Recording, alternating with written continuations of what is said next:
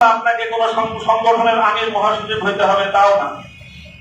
যারা যেভাবে নেতৃত্বের সামনের আসনে চলে আসবেন বিভিন্ন বিভাগীয় পর্যায়ের, জাতীয় পর্যায়ের, আপনাদের কি কথাটা মনে রাখতে হবে যে আপনার দুর্বলতা শুধু আপনাকে নিরাপদ করে তা নয়, এবং আপনার দুর্বলতা আরো তিনজনের জন্য বাড়তি ঝুঁকি তৈরি করে।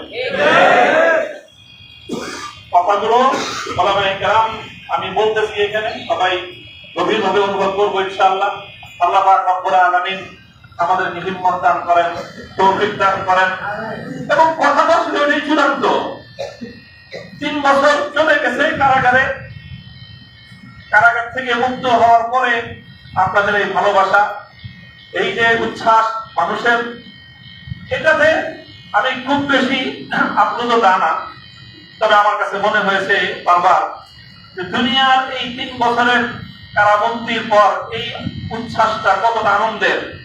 তো সত্যিকার আনন্দ তখন হবে যখন কবর, আসর, ফুলসেরাত পার হয়ে জান্নাতে গিয়ে প্রকৃত মুক্তির স্বাদ যেদিন আস্বাদন করতে পারবো, সেদিনই হবে আসলে প্রকৃত মুক্তি। যদি আমি সেই মুক্তির কোন ব্যবস্থা না হলো, আপনাদের এই অভিনন্দন, আপনাদের এই সংবর্ধনা, আপনাদের এই উচ্ছ্বাস 2 পয়সার কোনো মূল্য লাগে না। যদি সকলেই যেন আমরা সেই চূড়ান্ত মুক্তির পথে সামনের দিকে অগ্রসর হতে পারি।